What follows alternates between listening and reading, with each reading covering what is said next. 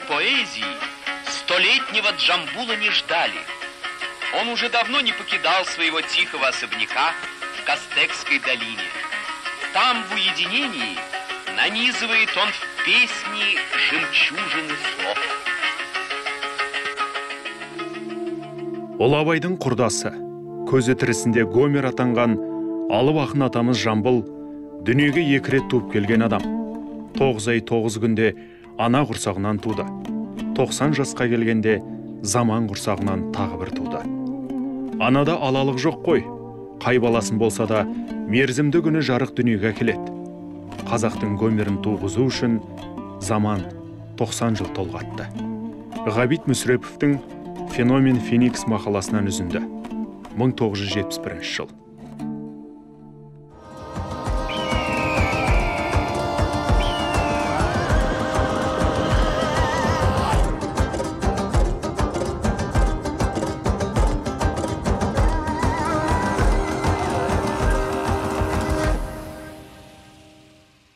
Алматы облысы Жамбыл ауданы Жамбыл ауылында орналасқан Жамбылдың әдеби мемориалды музейі.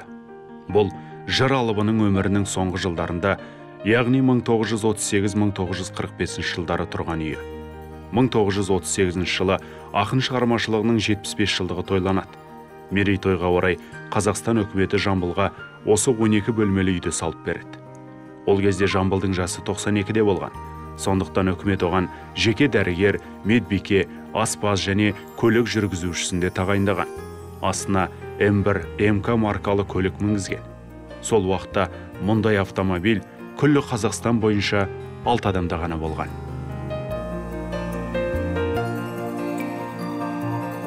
Сол кездегі атаның тұрмыс тіршілігі мынандай болды деген мақсатпен 12 бөлменің 6 бөлмесін сол өзінің көзінің кезінде қандай болды сол күйінде сақталған. Енді өкімет үйдің өзін ғана бере салмаған, сол сияқты дүние жиһазымен кіргізген. Қазір сол 6 бөлменің 5 бөлмесіндегі тұрған дүние жиһаздың бәрі өзінің тірі кезіндегі өзінің отырған орны, жатқан төсегі дегендей, өзінің киген киімдері.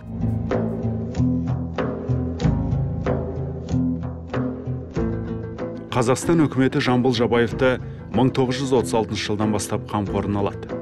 Сол жылы сәуір айында Алматы қаласында қазақ ақындарының слеті өтіп, сонда 90 жастағы Жамбыл туған елім деген толғауын шығарады. Кейін ол толғау Павел Кузнецовтың аудармасымен Правда газетінде жарық көреді. Осылайша Жамбылдың даңқы жалпақ елге таралады. 1936 жылдың мамыр айында Жамбыл Жабаев Мәскеуге барып, қазақ әдебиеті мен өнерінің алғашқы 10 күндігіне, яғни декадаға қатысады. Әншілерді, әртістердің бәрін таңдаған декадаға барады. Енді ақын онан кім бастап барады дегенде әртүрлі пікір болыпты. Жамбылдың тіл ашы болған ғой. Ол кісі бірдеңені айтып білдіруі мүмкін Кремльде. Абай болайық, апармайық қояйық деген екен. Ақыры ойысып әңгіме Жамбылға тоқтапты. Жамбыл баратын болған. Сөйтіп қазекең емеспіз, қазақпыз ғой енді. Сол қаттан бұрын Кремльге неше түрлі арыздар жетіпті ғой. Ойбай, Жамбыл дейтін ақын жоқ. Бұл ойдан құрастырылған адам. Бұл ертегі бұл. Әлгі арыздардан кейін Мәскеудегі орталық комитет Мұхтар Әуезовпен достығың бар ғой деп, белгілі жазушы Леонид Соболевті Қазақстанға жібереді. Оны әуежайдан Мұхтар Әуезов пен Әбділда Тәжібаев күтіп алып, Жамбыл ауылына алып барады. Жолда келатып, жаңағы Соболев айтыпты. Мұхтар Омархан, мен өте асығыспын. Мен ештеңеге қарамаймын. Жаңа кісіні көрсем, болды. Сізден естім ғой енді. Мұқан айтыпты, ойбай, ол лақын олды. Жамбыл барды. Келеді. Сосын Жамбыл атамыз төгеді өлеңді. Әуезов аударып отырады. Бір күн қонады. Кетем деген адам. 2 күн қонады. 3 күн қонады. Содан кейін әрең шығады сөйледім. Сонда Соболевтің айтқан сөзі бар. Егер көзіммен көрмесем, мынандайда адам болады дегенге сенбес едім. Бір өзінің басында миллиондаған жыр бар екен, тұрады екен, жатқа біледі. Не деген феномен адам? Мен қазақ болсам, тек Жамбылмен ғана бірге болар ем. Аузынан шыққан сөзін жаза беререм деп, Леонид Соболев таңданып кеткеннен кейін, Жамбыл Жабаев Мәскеуге барып, домбырасын қолынан тастамастан толғауларын жырлаумен болады. 10 күндік қорытындысында жыр алыбы еңбек қызыл ту орденімен марапатталады. Мәскеуде қабылдайды, Кремльде келген кезде кіріп отырады. Сосын кейін жалпы Ғабит Мүсірепов айтады, Жамбылдың ар жағында сыншыл сатирик жатады деп. Ол әр нәрсеге сын көзімен қараған. Анау Сталин қайда келдегі сәлем бермейді дейді. Ол жасы үлкен адам. Жәке деген үйренген адам. Сондықтан да ал Сталин ол да таулық. Оларда ұлтында да үлкен сыйлау басым. Бет үлкен алдынан кесіп өтпейді. Жамбылға басын изеп амандасады. Соны бәрі жазған осында. Сосын кейін мынауын кім деп сұрайды?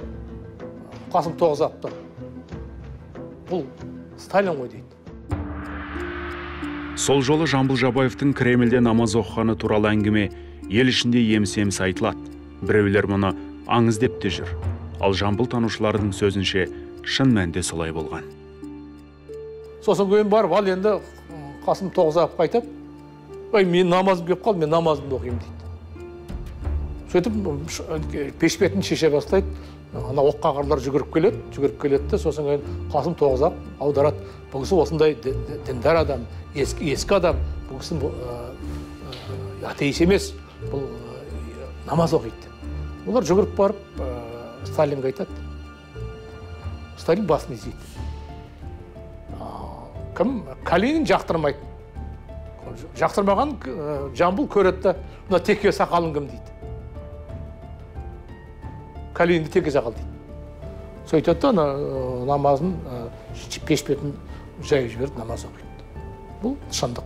Кремльде, жалпы мұсылман әлемінде Кремльде намаз оқыған жалғыз Жамбыл.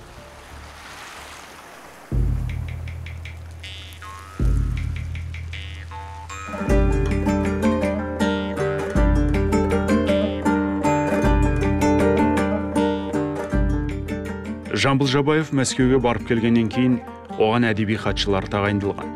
Оларға жыр алыбының шығармаларын жазып алу тапсырылған. Әдеби хатшылар ақын үйіне кезекпен келіп, мұна бөлмеде жатып, мұна кабинетте жұмыс істеген. Мұнда ақынның кішігірім кітапханасы сақталған. Ол өзі хат танымаған, бірақ әдеби хатшылары оған түрлі кітаптарды оқып беріп отырған.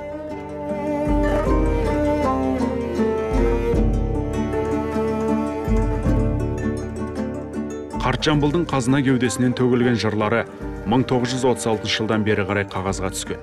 Туған елім толғауын ең алғаш жазып алған ақын Әбділда Тәжібаев. Одан кейін Қалмахан Әбдіқадыров, Тайыр Жароков, Ғали Орманов, Қасым Тоғызақов, Қапан Сатыбалдиндер жыр сүлейінің жанында болып, жырларын жазып отырған. Жамбылдың жыры сол СССР көлемінде оны білмейтін адам қалған жоқ. Жамбыл ол одан бұрында мәлім болған. Мысалы, 1938 жылы Жамбылдың өлеңі Нью-Йоркта шыққан. Сонда әлем, сол кездерде, кеңес дәуірінде әлем, ол Қазақстан емес, бір Жамбылды айтқан. Жамбылдың даңқы солай болған. Сонда 1940 жылы 4 желтоқсанда жаңағы Жамбыл опера балет театрында. Міне Жамбыл, Мүсірепов Ғабит баяндама жасап тұр. Мынау жерде Шашубай Қошқарбайұлы, мынау отырған сол кездегі Қазақстан Коммунистік партиясы орталық комитетінің бірінші хатшысы жаңағы Жұмай Шаяхмет.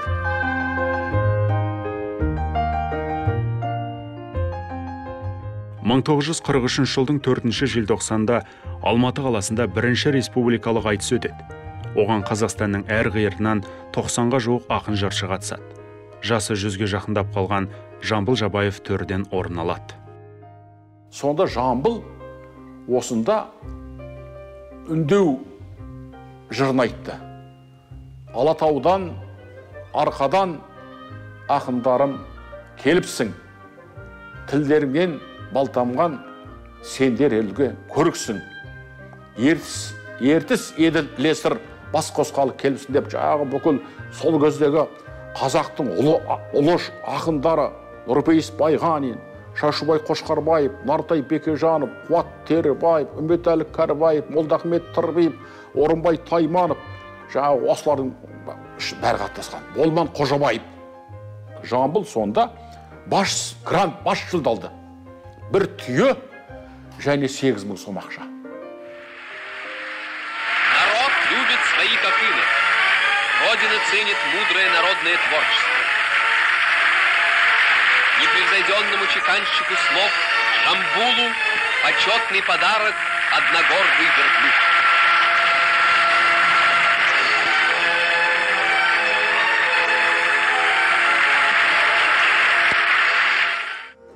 1936 жылмен Ұлы Отан соғысы басталудың екі арасында Жәкең 10.000 жолдан артық жыр шығарды. Ұлы Отан соғысының тақырыбына соғыстың 4 жылында Жәкең 3.000 жолдан артық жыр арнады деп жазады Сәбит Мұқанов өз естелігінде. Жамбыл Жабаевтың 90-нан асып 100-ге жақындаған шағында осындай қарқын танытуы, оның құбылыс, мәңгі жасайтын құбылыс екендігіне дәлел емес пе? Жамбыл Жабаев сол кезеңде өзі жас балаша өмірдің ағымына, өмірдің бағдарына сәйкес қайта туып, қайта жаңғырып, бір рухани сілкініс пайда болды ол кісіде. Сол рухани сілкіністі ол тек қана өзінің төңірегіне емес, бүкіл кеңестер одағына, бүкіл дүние жүзіне тарата білді. Сондықтан да біз Жамбылда феномен екендігін, оның жаңағы қайта түлеп, қайта шыққан, оттан шыққан феникс құсқа теңеуіміздің негізгі маңызы осында.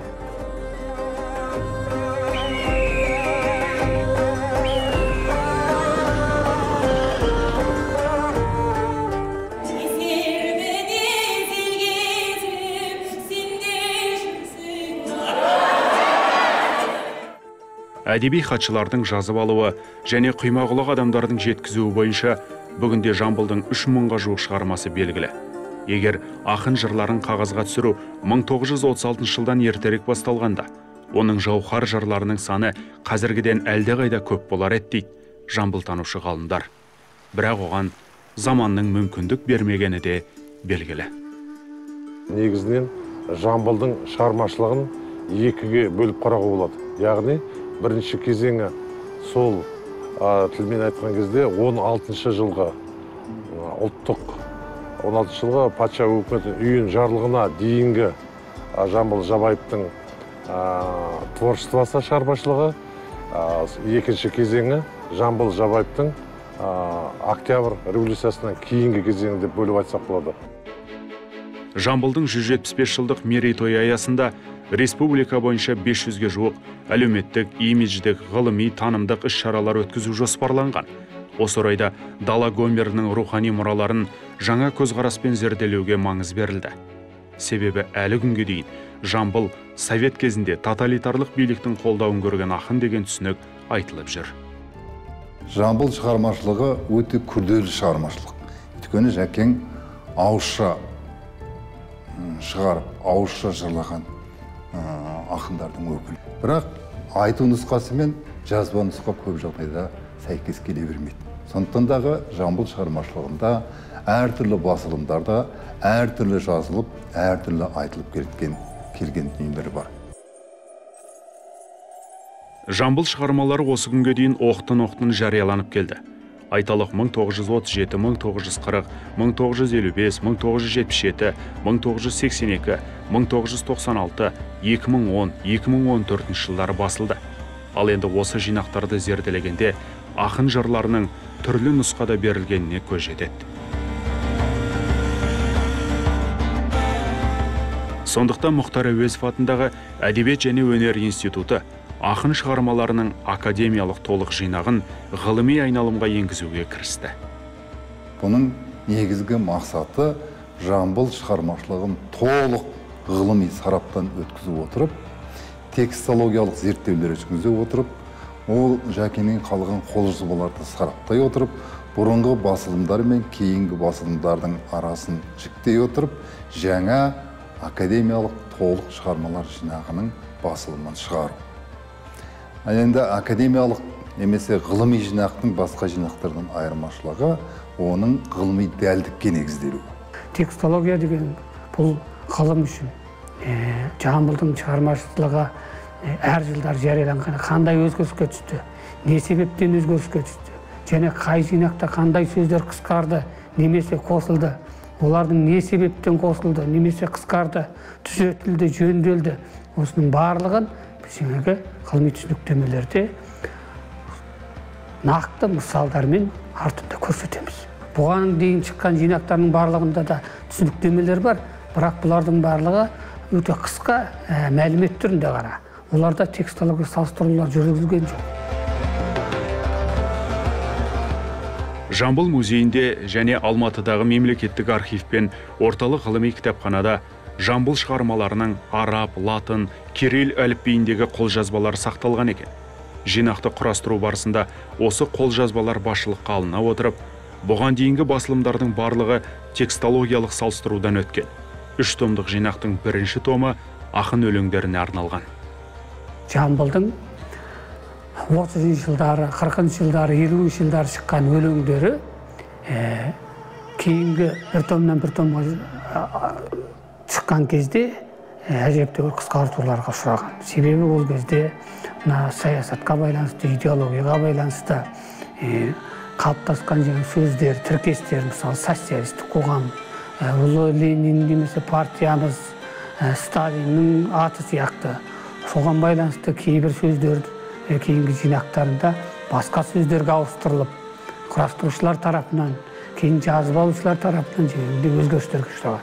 Жамбылдың өлеңдерін, мазмұнын, оның негізін, оның шығу тегін қарап талдайтын болсаңыздар, ол мақтап отырып, мақтамен бауыздау деген, яғни биомифологиялық талдау жүйесіне салатын болсақ, Сталинді көтере отырып, оның қандай саясат сол кезде қазақ халқына қаншалықты кері әсерін тигізгендігін жырлайтын өлеңдерін біз қазір тауып отырмыз.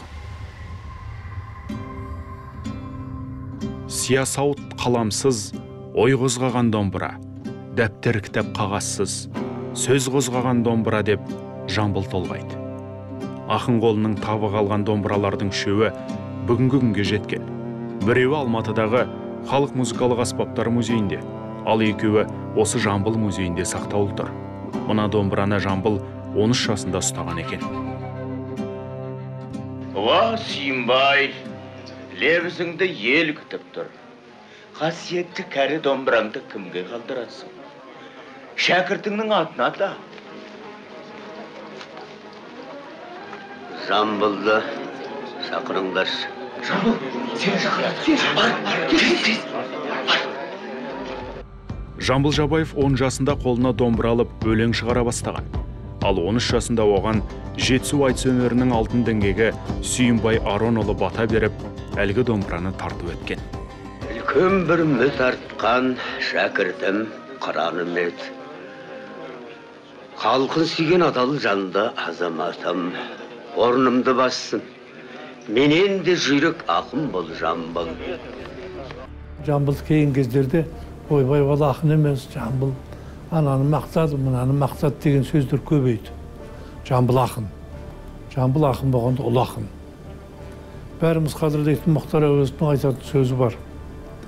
Қазақ жыры ұлы далада ерекше дамыған, қазақ жыры бірте-бірте саябырсып, оңтүстік Жетісу өлкесіне Сүйінбай мен Жамбылдың төңірегіне топтасады дейтін сөзі бар.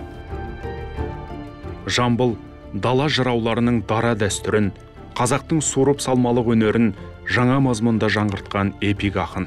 Әуезов институты әзірлеген академиялық жинақтың 2-ші томында оның жыр дастандары беріліп отыр. Оның ішінде бұрын жарияланбағандары да бар.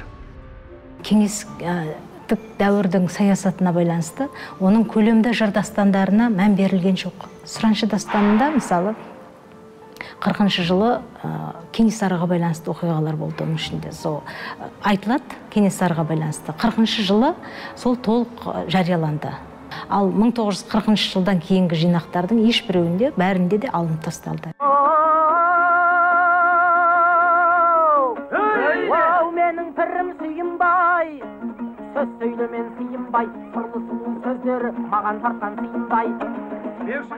Жаралыбының кейбір жырдастандары шәкірттерінің жазып алуы арқылы бүгінгі күнге жеткен. 20 ғасырдың басында Жетісу өлкесінде ақындардың шығармаларын жинау бойынша экспедициялар ұйымдастырылады. Сол кезде де ақынның біраз жырлары жазып алынған екен. Бірақ Әбдіжәміл Нұрпейісов айтпақшы, халық сөзінің алтын қоймасы Жамбыл көкірегіндегі қазынаны түгендеп алып қала алмағанымыз, әсіресе революцияға дейінгі шығармашылығының етек жеңін жия алмай қалғанымыз өкінішті ақ. 1922 жылғы терме жинағында Шамғали Сарыбаев Жамбылдың репертуарындағы бірнеше жырларды атайды. Соның ішінде 15 көрұғлы дастанның, бір көрұғлы дастанның өзін 15 күн, 15 түн айтады екен деп айтады. Сол секілді Жамбылдың қырғыз еліне қыз жібекті бірден бір таратушы деп айтуға болады. Өйткені қырғыз елінде осы күнге дейін бірнеше ыршылардың Жамбылдың айтуымен тараған бірнеше нұсқалары кездеседі.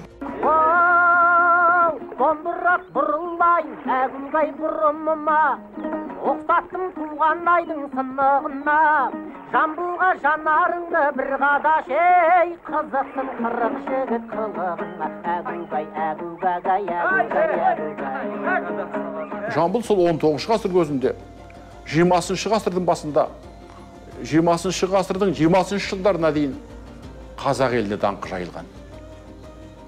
Айтайын дегеніміз, 1913 жылы Романовтар династиясының 3 жылдығы өтті. Сонда Жетісу өңірінің ақындары, жыршылары, сал-серілері бәрі жиналғанда көрме болған. Сол суреттің ортасында отыр. Жамбыл төрде отыр. Жамбыл сол кезде халқы жұрты мойындаған.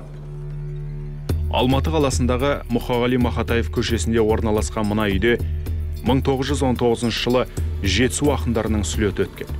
Оған Жамбылда қатысып, жеңімпаз болған.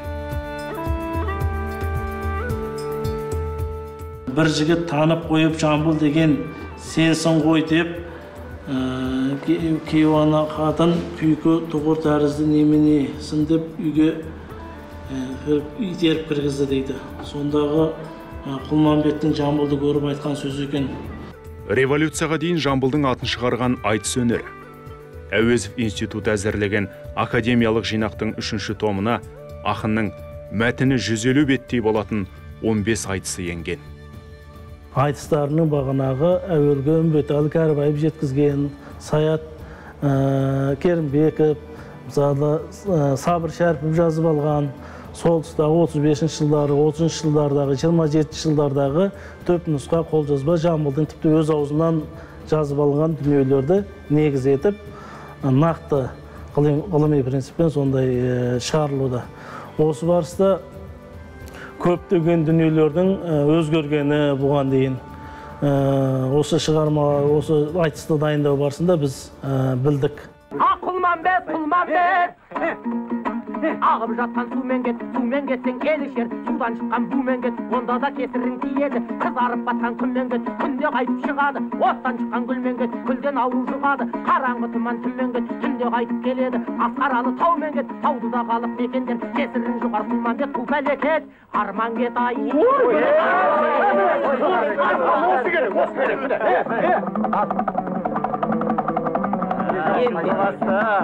Жүрегімде ай табадай, жақсы күйді.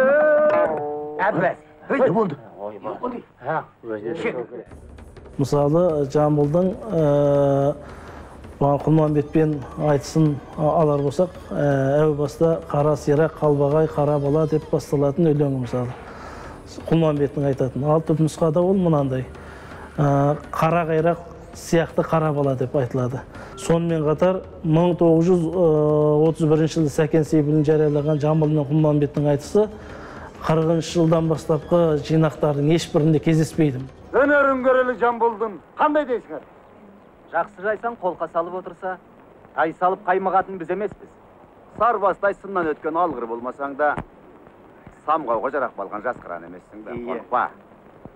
Сарбастың да бір көрейік әуселесі. Ей бәрекелді.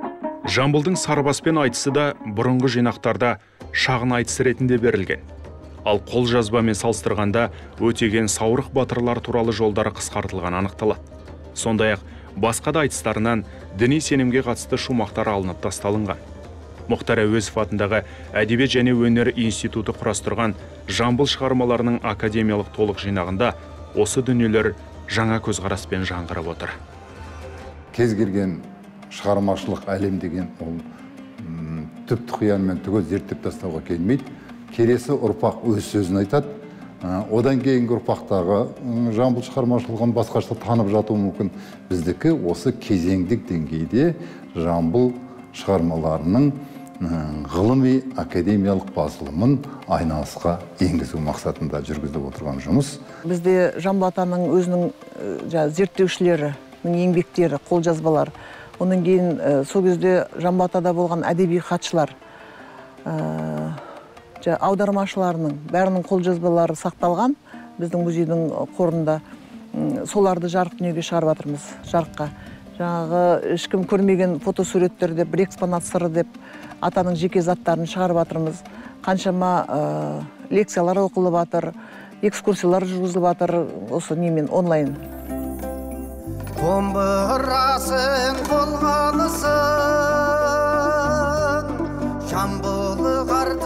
Жамбыл қартың, аңқылдағы адамыға, көңілім жарқын әйюгай,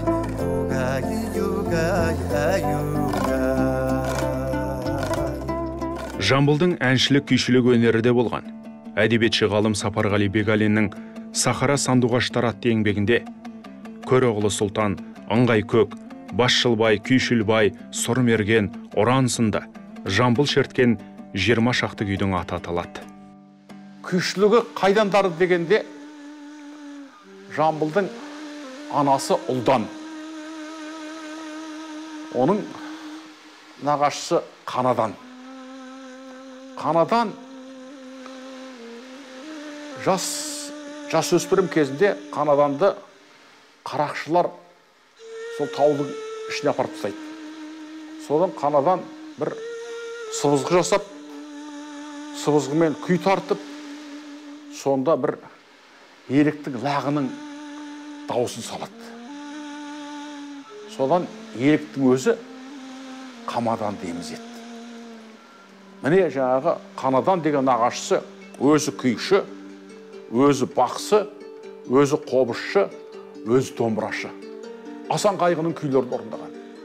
Сонда анасы Ұлдан менің етегіме Қанаданның қыл-қобызының бір қылы оралып еді.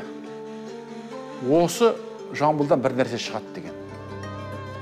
Мұхтар Әуезов айтпақшы, Жамбыл азаматтық үннің де ақыны. Ол даланың даңғайыр жыраулары тәрізді, елдің ішкі сыртқы мәселесіне белсенді араласып отырған. Оның мәмілегерлік қабілеті жастайынан байқалған. 1876 жылы Кенесарының ұлы Садық Сұлтан Жетісуға келеді. Содан бері қарай бүгінгі Алматы облысының Жамбыл ауданы жағына келеді. Сонда оның алдына кім шығады? Байда шықпайды, биде шықпайды, Жамбыл шығады. Мен Қырғызға барамын. Мен Қырғызға алып барыңыз, Шәбден Манапқа дейді. Шауышу үшін бара жатқан жоқпын, табыс үшін бара жатырмын дейді. Ал енді ол кезде де ауыз екі сөз тез тарайды. Қырғызға Абылайдың немересі Кенесарының ұлы Садық Сұлтан келді деген кезде әбігерге түседі. Неге келді? Тағы да қырғын боламыз ба? Тағы да шабыс бола ма деп, не істейміз деп. Сосын Жамбыл ертіп келатыр деген кезде барып кішкене өз орнына келеді. Өйткені Жамбыл Қырғыз бен қазақтың арасын жақындатып жүрген екі халыққа бірдей ірі ақын, ірі тұлға айтыскер еді.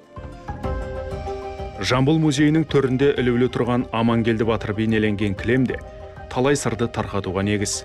Сол бір дүрбелең кезде 70-ке қараған Жамбыл патша жандармы бұйрығымен түрмеге отырғызылған. 1916 жылғы жағдай келді. Ұлт азаттық көтерілісі басталды. Сол кезеңде Жамбыл қайда жүр? Жамбыл көтерушілерінің арасында жүрді. Атақты Бекболат Әшікеевтің, Сартай батырдың қастарында болып, көтерушілерді қолдап Үшқоңырдың бойында, мынау Ұзынағаштың бойындағы үлкен жиындарда мадақтап оларды өлеңге арнап, халықты осы топты қолдауға шақырады. Біз осылай қарап жатамыз ба? Осылай қарап жүріп өлеміз бе? Азаттық жолындағы батырлардың қасында болайық дейді. Азаттық деген сөзді пайдаланады.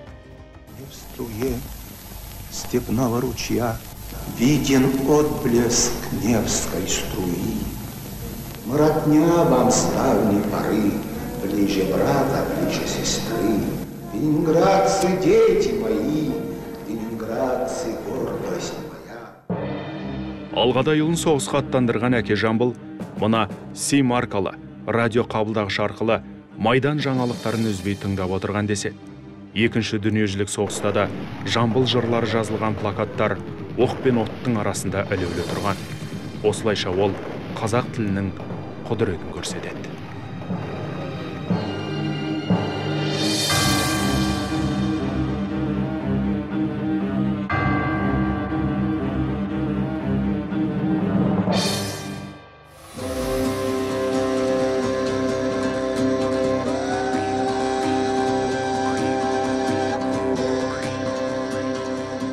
Жамбыл менің жаятым, халық менің шынатым деп жырлап өткен дала Гомерінің бүкіл мұрасы, халыққа қызмет етудің, ұлт рухын көтерудің, отанды сүюдің үлгісі. Бұл Жамбыл танушы ғалымдардың тұжырымы. Сәкен Сейфуллин ағамыз айтқан ғой кезінде, Жамбылдың шармалары теңіздің түбінде шашылып жатқан маржан секілді. Оны жинап алып, халқының қолына беру біздің әрқайсымыздың азаматтық парызымыз дейді. Енді менде қосар едім, Жамбыл атамыздың шармасын, осының өмірбаянын, өлеңдерін таныстыру, мына өзіміз ұрпақ ретінде біздің де парызымыз. Өлең кірген түсіне жөргегінде мен болам дейді Жамбыл. Сонда жөргегінде жатқанда түсіне өлең кірген адам. Тар заманда туған, қиындық көп көрген, сол дарын, сол талантын халыққа көрсете алмаған, пұшайман болған адамдардың бірі. Жамбыл абайдан бір-ақ жыл кейін туады. Екі дана, екі кемеңгер қазаққа жырдан, ақыл ойдан ұлан байтақ мұра тастады. 1945 жылдың 22 маусымы күні таңғы сағат 7:55-те ақын жүрегі соғуын тоқтатқан. Дәл сол сәтте мына сағат тілі де тоқтап қалған деседі. Бірақ Ғабит Мүсіреповтің сөзімен айтқанда, Жамбыл феномен феникс.